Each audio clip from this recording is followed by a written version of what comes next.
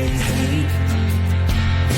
And I know better than to listen to the people who are calling us names. I can feel the sunlight shining in. Well, good morning and welcome to episode 872 of the Lots Project Morning Show, where the coffee is strong, the opinions are stronger, and everything is always filter free. I'm Brian, your host, and it's January 19th, 2026. This morning, I'm enjoying a fresh cup of light Ethiopian from foodforestfarms.com because life's too short for shitty coffee. At Food Forest Farms, your beans are roasted by real human hands using a clean stream air roaster. More than just a customer, your family. Get 10% off with code LOTS10, that's LOTS10, and shipping is always free. While you're there, check out C4 Club for even more awesome perks. Today we've got another packed show, updates on the cabin build, a possible banking nightmare, what I've been seeing while walking the dogs along the county road, and the follow-up on both the propane regulator issue and the gas station robbery attempt here in town, and whatever else kind of pops up if we have time. So grab your coffee, smash that like button, and let's get started. Good morning. Good morning. Oh, Jim. Good morning, Jim. How you doing? Been a while. Jim says, good morning. Here, there's a morning show around here. Yes, Jim, there is a morning show around here, and thanks for stopping in. Good morning, Rewild Their Life. Thanks for popping in. Hunter, good morning over on Twitch. My Twitch guy. I think you're the only one that ever is over on Twitch. If anybody else uses Twitch and wants to keeps Hunter company, you could always log on to Twitch and hang out with Hunter in the morning. Light Ethiopian, back at the Light Ethiopian. I got my C4 Club coming. I should probably have been here today, except it's Martin Luther King Jr. Day.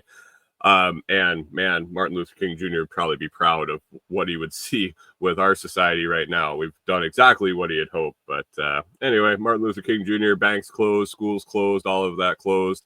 I think schools are closed. I don't know. I know the mail's not going to show up, and my coffee is going to be tomorrow before it gets here. But excited for a new test blend coming this month, and we're going to enjoy that. So if you're into coffee, head on over to foodforestfarms.com and check out that C4 Club, or just order up a pound or two and check it out. It'll be the best coffee you've ever had. It's chilly this morning, guys. It's excuse me, chilly this morning. Going to be chillier overnight tonight. I think we have to actually stay up and run the wood stove all night tonight because it's going to be down into the mid-teens. But I had an oopsie last night. Our water tank. I mean, since we've been here, we fill our tank, we fill our fresh water tank, and then turn the hose off. And we don't hook up the pressurized hose. For some reason, we've always, whether it be to keep in the practice of conserving water or not wanting the pressurized water hooked up to the sketchy, I shouldn't call it sketchy, it's probably fine, but the RV plumbing, and if we happen to be gone somewhere, something happens and something starts leaking, that pressurized water is just going to keep flowing. If it's only the freshwater tank full, then we got 40 gallons of water to deal with, or whatever the tank is. I think it's about 40. But anyway, we ran out last night about bedtime. I was filling the Berkey filter, and I went out to fill it and dipped down below freezing, and the hose was frozen. So currently waiting for the sun to come out this morning, and hopefully the temp and the sun thaws out the hose so I can fill our fresh water tank. But it's supposed to get cold tonight, and then the rest of the week it is normal for this time of year, just below freezing overnight, highs in the 40s, 50s, 30s, whatever, kind of variable. But looking at the forecast yesterday, and I don't know if I haven't looked yet this morning, but looking at the forecast yesterday, next weekend we're supposed to get like 7 inches of snow, and and then it's not supposed to get very warm after that, so it should stick around here for quite a bit, and we're just not equipped to deal with that. So next Monday on the show, we might be talking about how closed everything is around here due to the snow. And Rewild Their Life says closed due to weather up there in Michigan. What kind of weather you got? Just a normal winter, heavy snows and cold, or you got something amazing going on up there? All right. Well, First things first, let's get to that Bitcoin guessing game contest. You know, the contest where everybody guesses a Bitcoin price for the following week, and there is no prize, but we do it anyway, and we have fun doing it. So let's. Hunter says all that ice, as in the immigration and customs enforcement, or frozen water. I don't know. I haven't really been paying attention to much anywhere. Rewilder Life says very cold, possible -25 below, wind and snow. Hunter says that's Minnesota with the ice problem. But anyway, Bitcoin price. Let's do the Bitcoin guessing game. No prizes awarded, but we have fun anyway. 607 on January 19th, 2026. 607 January 19th, 2026. Bitcoin price, according to my ticker tracker, is $93,051. $93,051. Up above that, if you're watching the video, you can see my guess from last week was 95,959. Not too bad. Not too bad. Only a couple thousand, 1,000 to almost 3,000 off. It's been worse for sure. Let's see who else. Let's see who else put a guess in. We'll start way at the top, way off. Chris Dixon came in 102,985. Sorry, Chris, didn't quite make it up that high. Rachel, Rewilder Life, picked 99,500. And John Palmer, 98,765. We're getting kind of close there. Blueberry, Texas, our winner from last week, went low this week and put in an 89,723. That's a little too far off. Canadian Farmstead, 92,233. That's getting closer. Scramblin, perennial winner here. Scramblin, he picked 96,500, getting closer. Palm Tree, 95,000, closer. Our winner this week, and our man down in Florida, hanging out on the docks there, hanging out, unloading parts and just living the life down there in Central Florida. We got Pip coming in with a guess at $93,420.69. I think the 69 cents must have done it.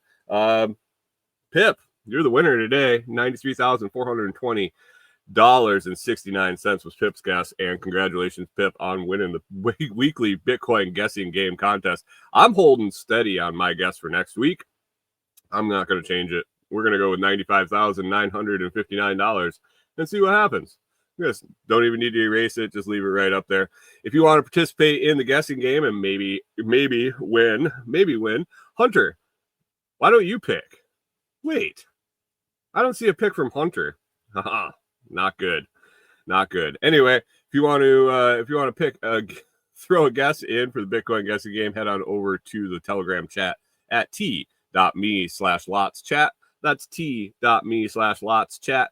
Find the pinned message and just reply to that with your guess, and we will get back to it next week. Bitcoin price on January 19th, 2026, we had $93,051.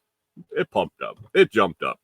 Always jumps up in the middle of the segment, and at least this week it wasn't close enough to make a difference. So, congratulations, Pip. I hope you have a wonderful Martin Luther King Day with your win, and I'll get that prize out to you as soon as possible. Anyway, every week we give kind of a cabin update. Corey and I are working away at the cabin. It was kind of a slow weekend. We had a cold snap on Sunday. Cold enough yesterday that we didn't want the wood stove to go out during the day. We kept it running all day. It was going to be quite cold working out there, and we just decided that instead of battling that, we had some stuff we wanted to get done around here. Had some Corey made some soup. We watched some TV and hung out. And so yesterday was a no-go on the cabin. The day before, we wanted to get to one of the doors installed. So the week before, we had gone to install a door. I think I talked about it. And just the way we have things set up and the layering of the different materials, we're about a half an inch short. We're half an inch off on where we wanted it. So I was going to have to come up with some spacers. Kind of went back and forth on what I wanted to use as far as material. There isn't really a true 1/2 inch material that's I think it had to be like 81 inches long, 1/2 an inch thick, and 1 inch wide. And so I went back and forth. I did some searching, and really the idea that kept coming up to mind was milling it, milling it out of a 2x4 or 2x6 or something like that. And to do that, I was either going to have to use a skill saw or ideally a table saw, which I don't have currently. Had one in Minnesota, didn't bring it with us. It wasn't didn't fit in the truck. Basically, I got rid of a lot of tools I wish I still had, but just didn't have the space when we hit the road. But anyway, wanted to do those on a table saw. Could have done them with a skill saw. Kind of made an attempt at it. Set up a rough fence, and it didn't really work out that well. They were pretty wavy, not really consistent. So I talked to my buddy down at the end of the road, Jamie, and he was kind enough to let me borrow his table saw. And so first thing first, on Saturday morning, ripped up some spacers. They turned out really well. Corey helped me guide those long 2x4s through the table saw, and basically we scored lines. So if you picture bless you, Corey, if you picture the 2x4 laying flat on the table saw with the wide end down, we scored lines every 1/2 inch, and then plus the blade 1/8 of an inch, but kept moving the fence. And so we scored lines about 3/4 of the way through the 2x4, a bunch of them. And then we flipped the board on its side and set the fence to 1 inch and basically ran it and sliced them all off. And it worked out really well. I mean, they turned out pretty well, pretty nice and straight, and the right dimensions. So they ended up being 1/2 inch thick and 1 inch wide, and trimmed them to length. And so once we got those tacked up on the wall, everything seemed to fit better. Everything lined up where we wanted it to. It was what needed to be done. And so we went to install the door. We got it in and started messing around with it. And man, it's I hate doors. Windows aren't bad. Door was a little bit more of a pain in the ass. But after dicking around with it for a little bit, we ended up getting it to where we needed it, and got her installed. Went to put the doorknob in. Doorknob went in very easily and works just great. The deadbolt that Corey picked is going to have to wait. Actually, the deadbolt's in. The strike plate on the door jamb is the part that was pre-mortised out was not big enough.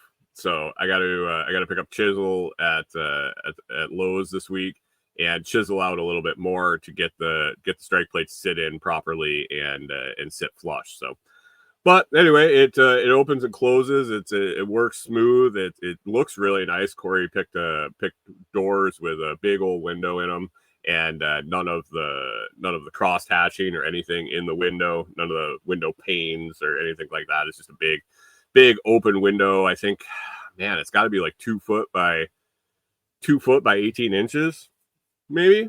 I don't know. It's a rather large window, and then both doors will be lined up on the two sides of the house. So basically, you can see through the house through the two doors, but lots of light. So that was then we wrapped up. We kind of looked at some other projects. We got some ideas to work on going forward. And I mean, really, it looks like this coming weekend with all the snow, I don't even know if we'll be able to get into the cabin.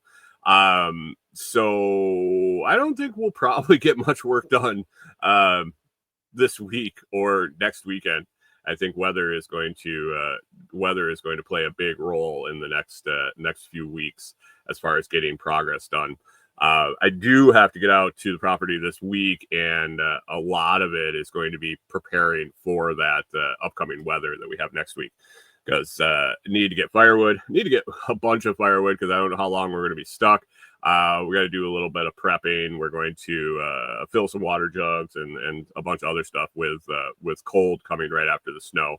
You never really know when you're going to be able to leave here in Tennessee because they don't have any road equipment for snow, and any bit of snow on the roads that ends up sticking around just causes large amounts of issues.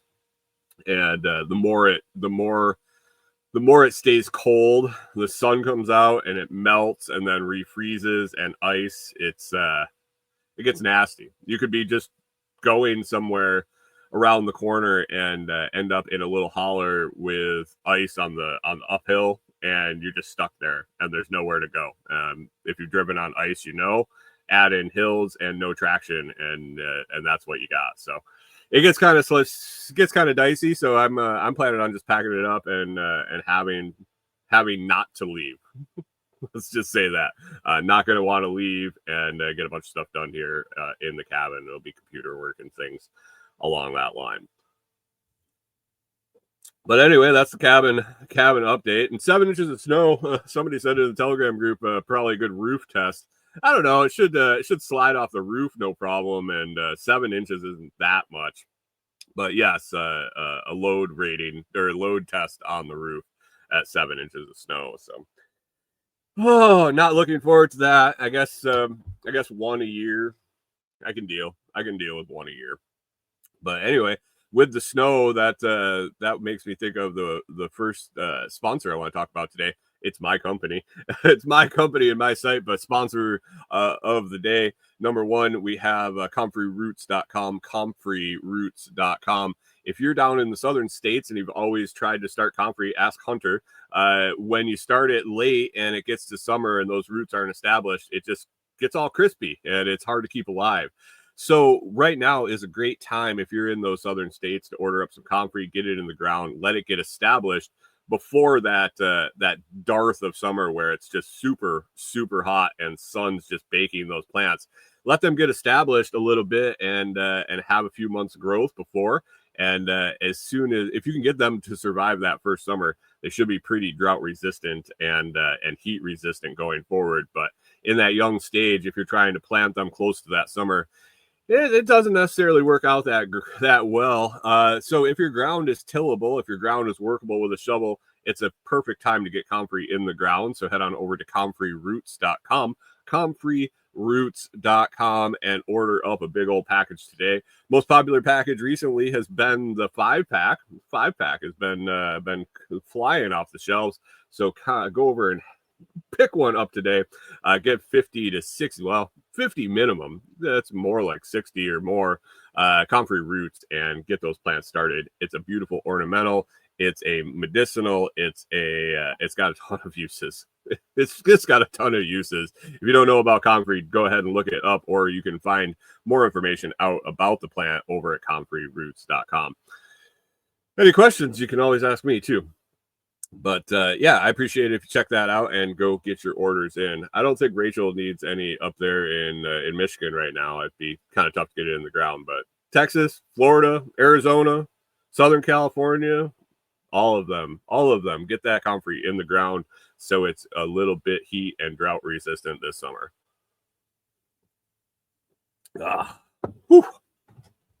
Light Ethiopian, man. I hadn't had light Ethiopian in a bit there. I had some Christmas blend. We had some other new blends and different stuff in the C4 box for a couple months. I don't think I had broken into a light Ethiopian in quite a while, and it's definitely one of my leaning towards one of my favorites. So anyway, let's move on to that next topic, possible banking nightmare. What happened now? Oh, Davos is starting today, the World Economic Forum. No, it doesn't have anything to do with that. Big banks failing. No, it doesn't have anything to do with that. This one's personal. Personal banking nightmare. So Corey and I went out. Was Friday night. Went out for some Mexican dinner down here in town. It's fantastic. The Mexican restaurant here in town is the food is just phenomenal. The prices are you can't beat them. Like really, if you go there and you get two meals, you're not much more than if you're buying the food to prepare it yourself at home. I don't know how their prices are so low, but man, for the quality of the food you get, the prices are just phenomenal. So we try to hit them. We try to support them. It's usually pretty busy, so I don't know if our support makes any difference or not. But we try to hit the Mexican restaurant quite often. Nice people, always treated us right, and so we were out to dinner on Friday night. Had a nice dinner. I had some enchiladas. I think Corey had some sort of cheesesteak burritos or something. I don't know. She liked them. Got to the end of the night and I went to pay. And so I grab check card. I hand the guy the check card and he goes and runs it and comes back and he's like, "Hey, I tried this a couple times and it wouldn't go through." I was like, "Oh, was it declined?" Knowing full well that there was plenty of money in the account to cover what I was buying. And he's like, "Yeah, I don't know. It just kept coming up with these weird letters." It's like, "I don't really seen it before." And I was like, "Oh, okay." Thinking maybe something was wrong with the network or their reader or something. So I gave him my fold debit card. It's fantastic. So check it out. But I've been using the fold card exclusively for building the cabin, so I could use all those funds at Lowe's. But anyway, I had some funds on there. I gave him the fold card. It went through and no problem. So it wasn't their network. And I was like kind of scratching my head. And I mean, there's enough money in the account that I don't want to deal with fraud. It was my first thing. It was like, who stole my number? They locked down the account, blah, blah, blah. And I was like, oh, shit. So we had to run over to the gas station after that and ran over there and went to pay with the card and declined. On their card reader, it just said declined. And I was like, interesting. Really? Interesting. This isn't good. I don't want to deal with this. And we're looking at Friday night. It was kind of later in the evening. So we went home. Corey and I went home. I pulled up the app, looked. It didn't look like there was any suspicious activity. It didn't look like there was any alerts on the account. I'm like, what is going on? This is really weird. And so I didn't feel like dealing with it that night. I mean, it wasn't going to make any difference. So I was going to call them first thing in the morning with coffee in the morning, and got up the next morning and I take out the card. I look at the number on the back and I dial the number, and I'm sitting there and it's ringing, and I'm looking at the card and it says expires 11/25. And I'm like, that's weird. And I've been using the card until, this is January now, middle of January. And I remember that we had gotten a card and gotten a new card. And I'm scratching my head there for a second. And I take out my wallet and I pull out all the cards out of my wallet. And I'm flipping through. And sure as shit, there's the check card that I've been using for the last 3 or 4 months since we activated it. And for some reason, the expired card was in my wallet, in the back of my wallet. And that was what ended up getting pulled out. So I had been trying to pay for Mexican. I tried to pay for the gas station with a card that had been expired since November. It had just been sitting in the back of my wallet. And I don't remember why I didn't throw it out. I can't remember if I had just stuck it in there because I wanted to make sure that the new one worked after we activated it. I don't know why it was in there. And I don't know how I managed to pull it out since I had consistently been using the proper one for months now. But anyway, bad on me. I had pulled it out, but I was able to get the phone hung up before anybody answered, and I had to figure out with someone that I was just a dumbass and had been using an expired card, and that's why it wouldn't work. But have you ever dealt with fraud? We've dealt with it a couple times, Corey and I, since we've been together 20 plus years. Data breaches at businesses we had used our card. It really, I don't think we've ever had anything due to our negligence, but definitely had to go through the process of having stolen card and fraud and all of that stuff. So we weren't looking forward to going through that. So I was happy. I was excited to be the dumbass that made the mistake, but it would have been interesting. It would have been interesting to have to explain that to the customer service rep, or if we would have been able to figure it out once I got connected on the call. But it made me think what we would have kind of went through the motions that evening of how we're going to make this work until we get a new card. Like that's our lifeline here. I mean, I guess I could go take cash out with what card? I guess I got a card for another account that we could transfer money to, a business account, a personal account.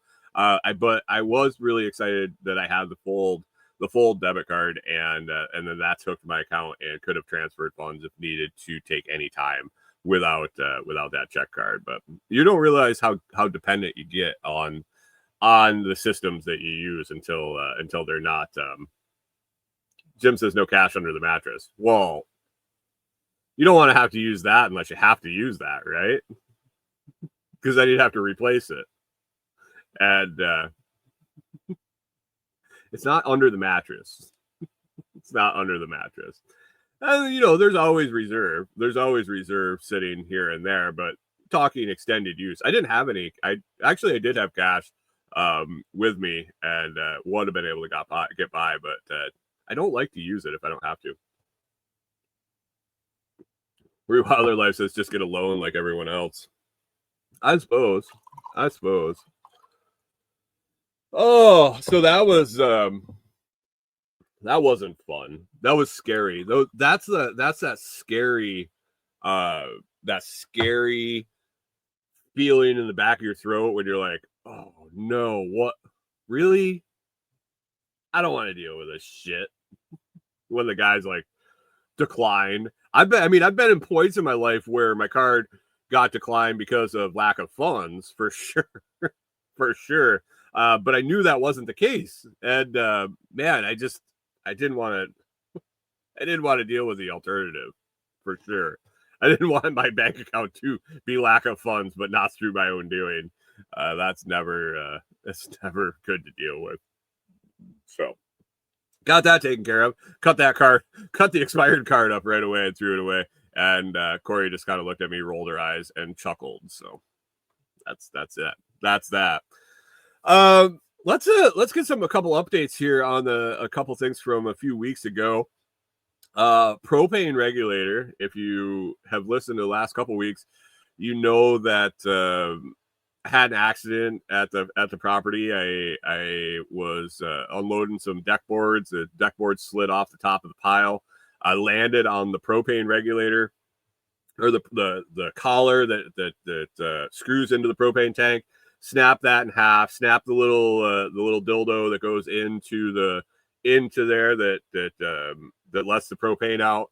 That snapped off. The propane was just like, it had to turn the tank off. And so I had looked at a new hose assembly for the hose, the regulator, and the quick connect fitting to go to the generator. That was more expensive than I wanted to deal with. And being somebody that was a service technician, I kind of did this stuff for a living for long enough that I was looked at it, knew I could take it apart, and just order the parts that I needed, the broken parts to replace them, which was basically a regulator assembly that had the collar that screwed the propane tank and the regulator itself, and then the hose, the same. I would keep the same hose and just screw it into that.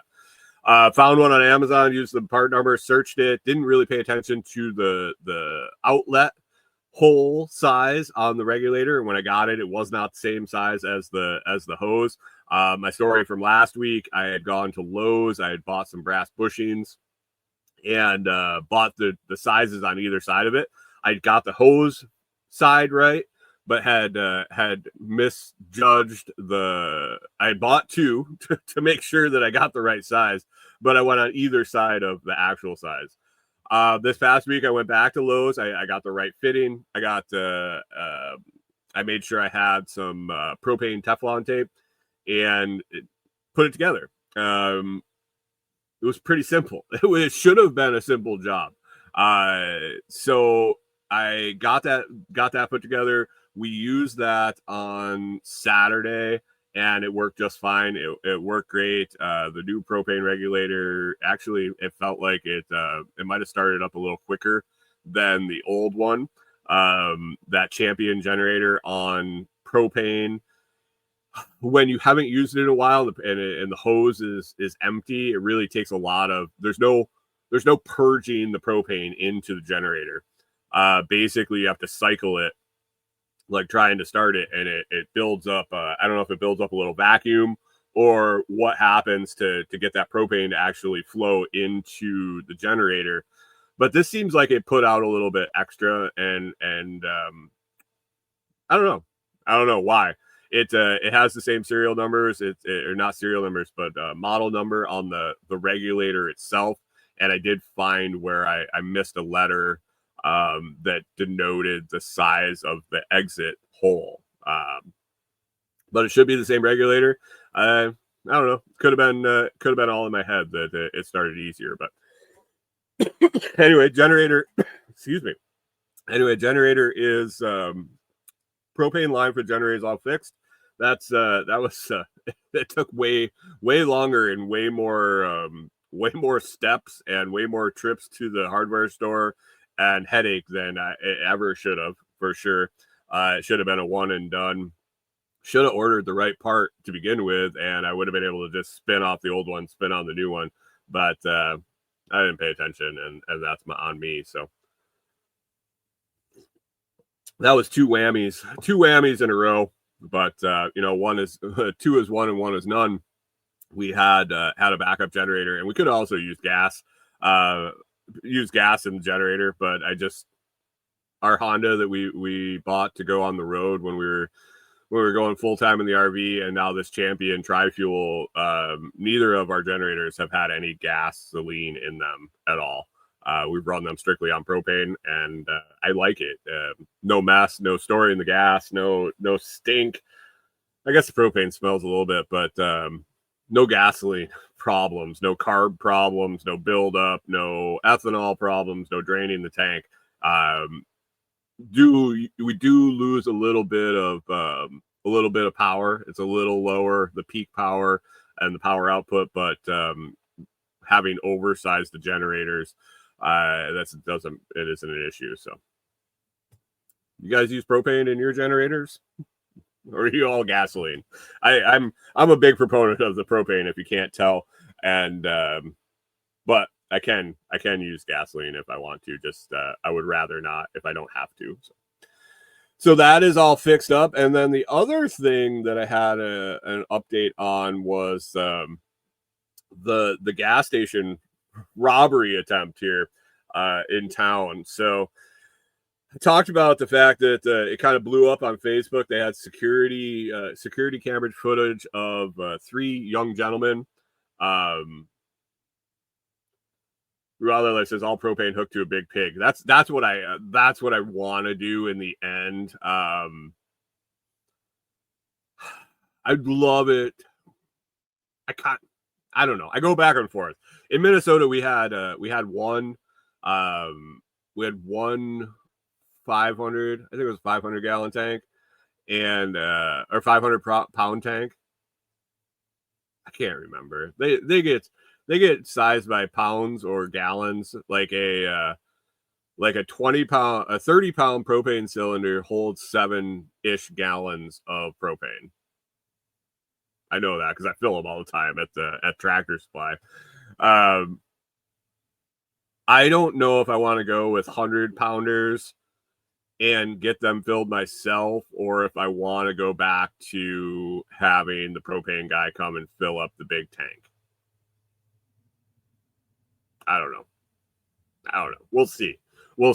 As of now, we'll progress from our 30-pound tanks to 100-pound tanks, and then decide in the end if we want to contract with a propane company and see if they want to put a tank up there, and even if they will.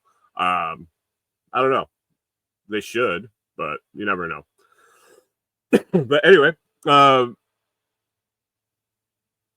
gas station break-in. Jim says he's buying in bulk cheaper. I'm buying from a propane company in a 500 pound was probably cheaper, I would think. I haven't priced it here. In Minnesota, it was. And we used to do all sorts of things to cut down on costs there. We'd pre-buy for the season. We would always fill our tank. They would have an end of the season top off sale where they were trying to get rid of all the pre-bought propane that they had already sold that people hadn't used, and their money had rolled back into their account. They would do a discount period where you get super cheap to top it off going into summer when you didn't really use a whole lot of it. And then, like I said, the pre-buy going into the season, you could pre-buy at a set price for the season. And then they just deducted from your balance every time you got to fill up. So that was kind of our routine up there. Here, man, I don't know if we'll use enough to make a difference. We'll have on propane, we'll run our stove, our on-demand water heater, and backup generator. So the propane water heater, the on-demand water heater won't take a ton, and I'm hopefully going to set up a system that that'll preheat our water with our excess solar. So I'm pretty sure we'll have excess solar, and instead of just letting that not do anything, I want to set up a preheater on the water, like a preheating water tank before it goes to the propane on demand, which will lower the propane usage on that.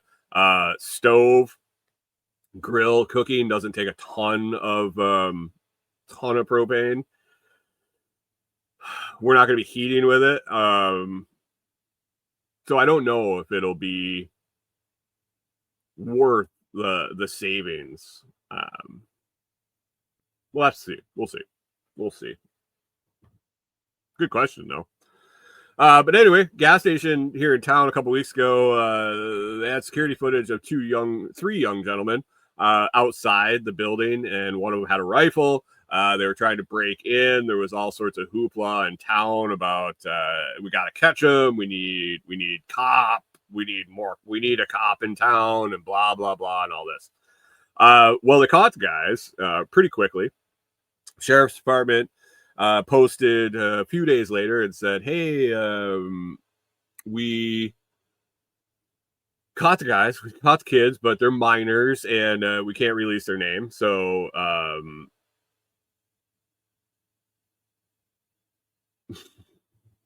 Hunter, I'll answer that in a second.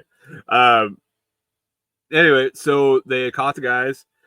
They were minors. They looked young. I thought they looked young, but I thought they were probably in their late teens, maybe early 20s. So I thought that I didn't necessarily think that they were minors. Turns out, I stopped at the gas station the other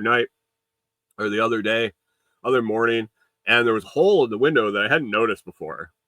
I was like, what the hell is the hole in the front window there? They have this big front window, and it's got the panes, and all the lattice work in between the panes, and then right next to it is huge plate glass door, and one of the panes in the little window had a busted out, and I was like, that's interesting. Did somebody toss a rock through that, or like what happened? Why is that broken?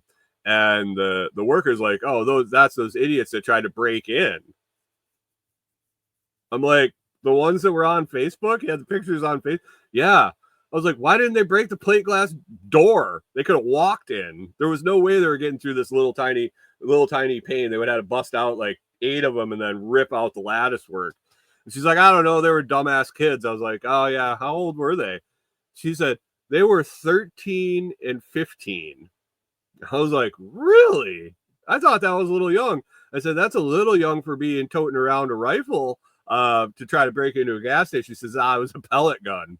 I was like, that's even dumber. So these kids decided they were going to break into a gas station. They decided to bring a tricked out pellet gun that from the photos looked like a built out AR in the middle of a rural Tennessee town. I don't know how they didn't get shot, first of all. But anyway, that they did pick up the kids. They were 13 to 15 years old and carrying a pellet gun to a gunfight. If somebody had shown up. Hunter says,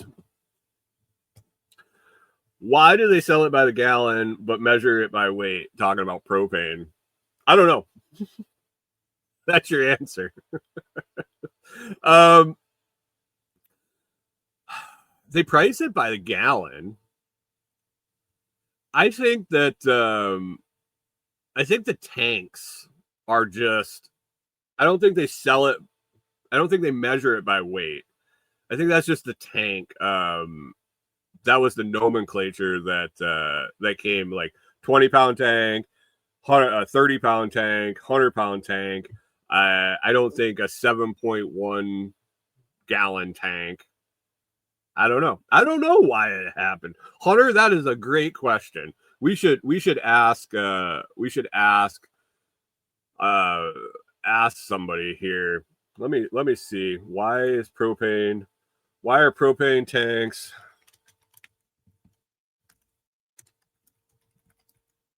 measured in gallons in weight and propane sold by weight? Oops, sold by gallon. Whoops. Oh.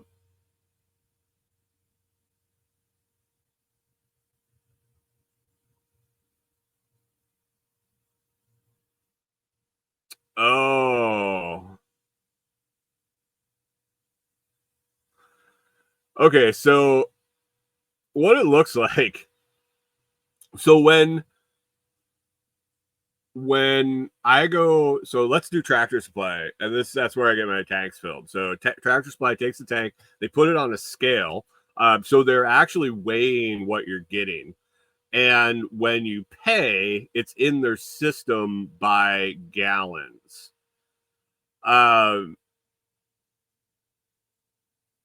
Depending on temperature, the propane will take up different volume. I think the weight is to determine how full the tank is, and then you pay by the gallon, not by the weight, because I don't know. It doesn't make sense.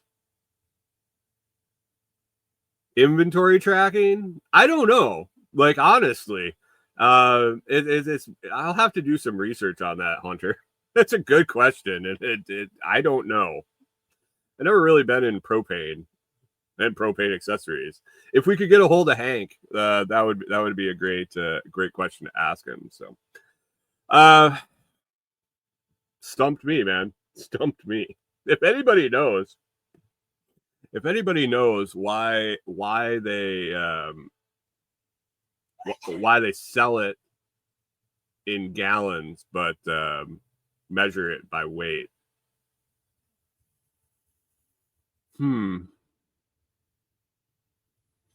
I don't know. Now you got me thinking. Not good. Not good for the rest of the show. Thanks, Hunter. Anyway, sponsor number two today, Blockstream Jade and Jade Plus. Check out the Blockstream Jade for your Bitcoin hardware wallet needs. Great new app. I really enjoy their updated Blockstream app. And the Blockstream Jade and the Jade Plus have always been functioning fine for me. As they say, easy enough for a beginner, but advanced enough for somebody a little further along their Bitcoin journey. Keep that Bitcoin safe, need that physical device to send. And now with the updated app, you can view only your balances and see everything in the app, everything short of sending any of your Bitcoin without that hardware device, without the physical device with you to confirm and sign that transaction. So check out Blockstream Jade and Jade Plus at store.blockstream.com. Use code The Lots Project for 10% off, and I'll earn a small commission on all those purchases, and I appreciate that. You find that link in the video description and the audio description if you need help with getting started in Bitcoin. If you're just getting started and you don't quite need a hardware wallet yet, you can always get a hold of me. I can help you walk through the getting started of Bitcoin and learning about it, why it's important, and how to use it. Speaking of getting started, I am back on Nostr a little bit. Here and there, kind of rolling into it again. Over the last 6 months, kind of missed some innovations, missed some changes.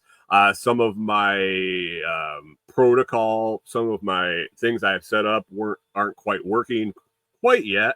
Again, working through that, and then also trying to see what has changed for new people, for onboarding, what the best way to onboard somebody is, that somebody wants to try it out and see what it's all about, and get started. What the easiest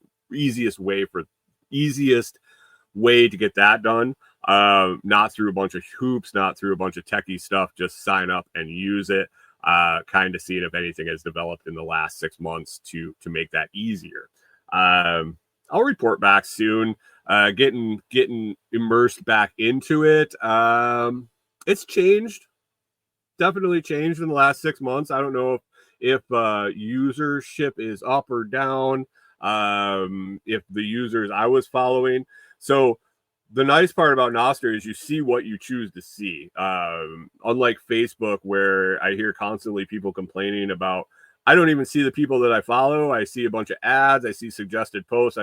On Nostr, if you don't follow anybody, if you don't follow a hashtag, you don't follow any specific people, you don't see anything. You see what you follow. So if the frustrating part of social media for you is not seeing what you want to see and not seeing what you choose to see, using Nostr might be a good solution to that. But on the flip side of that is you have to go and put in the work to find the people that you want to see, the content that you want to see. And it takes some time.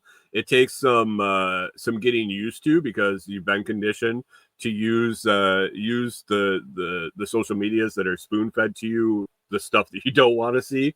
But yeah, getting immersed back into it. It was what was intended to be a short, quick little break turned into got out of routine, got out of habit, and turned into 6 months or so hiatus from Nostr. But now that I'm back, I getting back into it, and I see more and more every time I interact why I chose to spend a bunch of time over there. And I also see the reason why I took a little break. So that just takes some personal calling on my follow list and things like that. So more to come on that. Slow rolling back into Nostr. Had on my notes about our dog walks. Got about 10 minutes here. That's about right. So our dog walk, I've talked many times about our dog walks here where we're parked. We walk along the county road. Probably I think it's a 45-mile-an-hour zone. I don't know. There's no speed limit signs on that road, but I think it's 45. People are most people are very, very courteous. Get over, slow down. If two cars happen to be coming head to head at us, they kind of slow down and wait and go around. Some people are oblivious. Yesterday we saw somebody that was never looked up the whole time they passed us on her phone. we were on either side of the street. Just we were just getting started with our walk, and here she comes, and was like, "Holy shit!" She never even looked up from her phone the whole time. I mean, you could see in through her windshield, and I don't know, just busy doing some shit, busy texting or reading Facebook or something. I don't know what they were doing, because there's no fucking phone service around here anyway. But anyway, besides the cars, we see a ton of wildlife. Routinely, I would say, if not daily, at least every other day. More than likely, I could probably safely say daily, if not twice a day, because we'd walk the dogs twice a day. We'll see deer, does, bunch of does. We rarely see bucks, but there is a group of does that kind of live along the route, and there's different places we'll see them along the walk. So we know those there's 3 main spots we'll see them, and then every once in a while we'll see them in a random spot. It really freaks us out. But the dog, they'll see us and they'll see the dogs, and the majority of the time they just look at us, and they're probably, I don't know, 50 yards, 100 yards away, if that. And they just kind of look at us, and they stand still and they look at us, and some of them will just go back to eating. Good, like, just don't give a shit. Other times, Clyde will get a little excited, Norman will get a little excited, and they'll let out a little bark, and they'll take off into the woods. And it's a nice little thing, you know. You walk along, you see the deer, and you're in wildlife. So that's really cool. We see them quite often. Like this time of year when the does are bunching up, I think the group of does that we see is probably, I think we normally count like 8 to 10. Sometimes more, sometimes less, depending on if they're hiding in the woods or whatever. The other morning we were walking along, and one of the does was blowing at us. I don't know if you've ever deer hunted, or you know kind of the stuff, that the noises that deer make, especially does, when they're feeling threatened or they're trying to alert the other does in their pack. They do something they call blow, and it's kind of like a like kind of huffing. Very distinctive noise when you hear it. But we were walking along, and all of a sudden we're hearing doe blow, and I'm like, what? Corey's like, did you hear that? Like, we look over into the brush, and probably 15 yards from us at most, there's a deer standing right in the edge of the woods, and you could see behind her. Jim says we call it a snort. That's a different noise, in my experience, in my vernacular. And bucks do it more than does. I mean, maybe where you're from. But anyway, there she stood right in the edge of in the brush, and behind her were at least one other one. And I was like, really? You just talk sassy to us like that right there next to the road. We've also experienced, and it's only a couple times a year, seems, the squirrels get really crazy. The squirrels, we've dubbed them a few times a year, they turn into suicide squirrels. Our dogs will especially Clyde, would love to chase a squirrel, would love to be off leash and chase a squirrel. Used to chase rabbits and squirrels at the farm when they had a fenced in yard, and absolutely loved it. Would catch them every once in a while. Brought Corey a rabbit before. But anyway, the squirrels, depending on the time of year, will get pretty close to us. They'll run out in front of us. They'll run back in the woods. And we just have to be on alert for it, because as soon as the dog sees one, wants to go after it for sure. Well, yesterday or 3 days ago, we were walking along, and no shit, a squirrel came screaming out of the woods, out of nowhere, like just completely out of the blue, comes flying out of the woods faster than I've seen a squirrel run in quite some time. screams right in front of us. Maybe, God, it couldn't have been 10 feet in front of us, and just right into the woods on the other side of the road. And the dogs looked and were like, what the fuck? Both dogs freaking out, trying to grab him, barking, like, what just happened? It was like the Flash had just gone past us. So Corey and I are like, holy crap. Time to hold on to the dogs a little tighter if this shit's going to happen, because it's that time of year again with the suicide squirrels. So we walk home. Next walk, yesterday, we're walking along and there's a huge owl just sitting in the side of the woods. Just kind of takes off and floats back into the woods a little bit. Corey's like, did you see that? I was like, yeah. Looking at it. And then it took off and flew off into the woods some more. We've seen the owl a couple times, but it's really nice, other than having to walk them on a county road and other than dealing with the traffic and moving on and off the road, and the ditch is full of garbage and glass and all sorts of stuff. Other than that, the wildlife's pretty cool. It's a I don't want to say a scenic walk, but we walk along in the woods. There's sections where there's no houses or anything. There are sections with houses, but a lot of it is wooded. Lots of nature. Get to see lots of wildlife.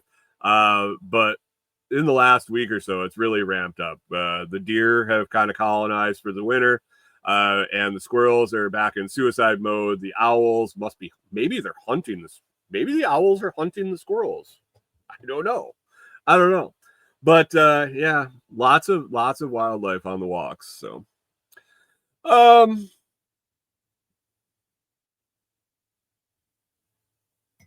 don't know. That's about it. What do you guys got? Silver kind of pumped up last week a little bit, and then for the rest of the week it mainly stayed stable on the price. It didn't jump up a whole lot. Right now it's an interesting weekend because markets are closed today. So paper silver that's futures and just trading. We have the silver IOUs basically. That's closed today with the holiday here in the US, but physical silver is always for sale. If you have it, you can sell it. If you want it and you can find it, you can buy it. And then also other countries around the world are still trading today. So it could be an interesting divergence, and from what I see, it really looks like the paper silver market and the physical silver market are diverging. So with this extra day on the weekend, it could be interesting tomorrow morning when markets open what has happened. But right now, spot silver sitting at $93.91. It was up over 94 this morning. It looks like it's flatlined for the last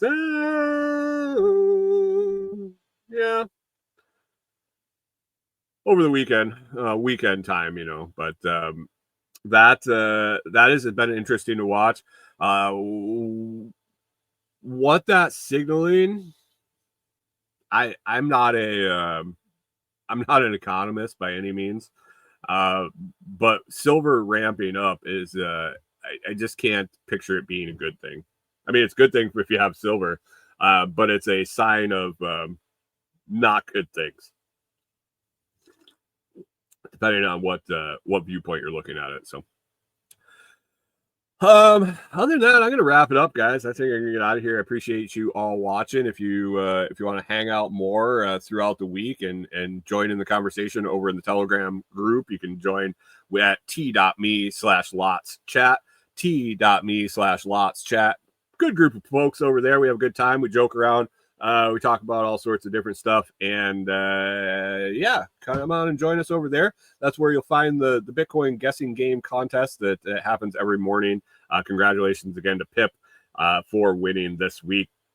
Other than that, I'm going to wrap her up and have a fantastic week. Next week, we'll be talking to you from snowy Tennessee, unless the weather changes. Hopefully, the weather forecast is wrong and we don't get dumped on by 7+ inches of snow. But you never know. Have a fantastic day, guys, and make it a great week. And we'll catch up with you again next Monday.